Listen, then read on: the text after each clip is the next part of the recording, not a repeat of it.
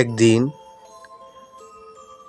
আমি আপনাদের সামনে একটি ভূতের গল্প হানাফ আহমেদ FM সম্পর্কে বলবো।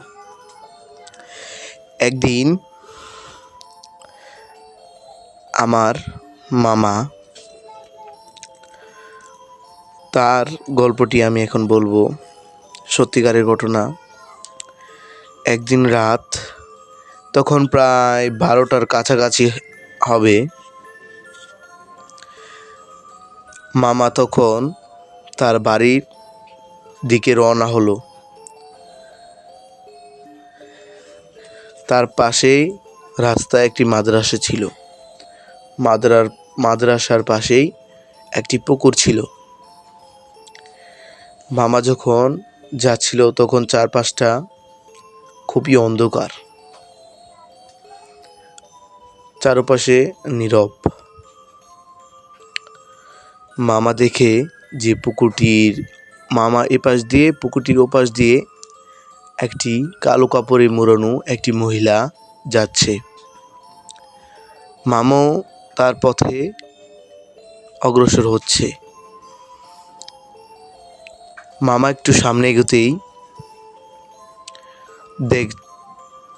দেখে যে মহিলাটি আর ওই রাস্তায় নেই।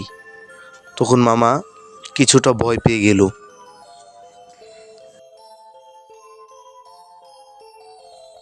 তখন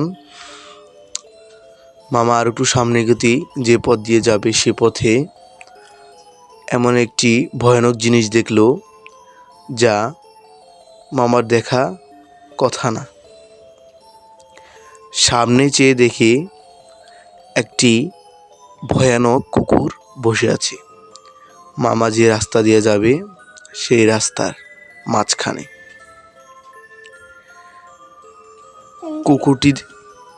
কুকুরটি দেখতে এতই বীভৎস ছিল যে কুকুরটির সারা শরীর চোখে ঢাকা,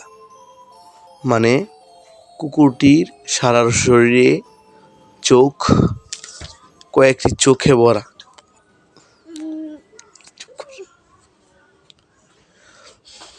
তখন মামা সেখানে একটি বাড়িতে ঢুকে পড়ার পর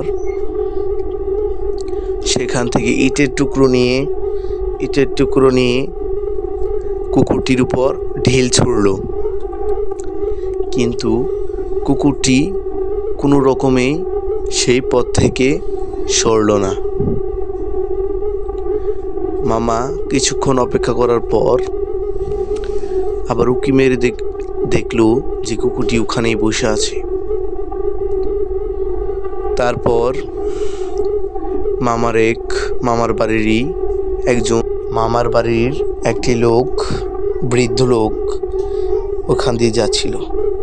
মামাও তখন কিছুটা ভয় থেকে মুক্ত পেল, দৌড়ে বৃদ্ধ লোকটির কাছে গেল। বৃদ্ধ লোকটিকে সবকিছু খুলে বলল। বৃদ্ধ লোকটি ইটের টুকরো নিয়ে একটি সূরা পাঠ করলো। সূরা পাঠ করার পর ওই ঢিলটি এই বৃদ্ধ লোক কুকুরটির উপর ছুড়ল। তখন কুকুরটি অনেকটা ভয় পেয়ে সেখান থেকে পালিয়ে গেল। তখন সে বৃদ্ধ লোকটি বলল যে, তুমি এত রাতে এই পথ দিয়ে কেন যাতায়াত করো? এটা বলে মামা বলল যে, আমি আর এই পথে এত রাতে আসবো না।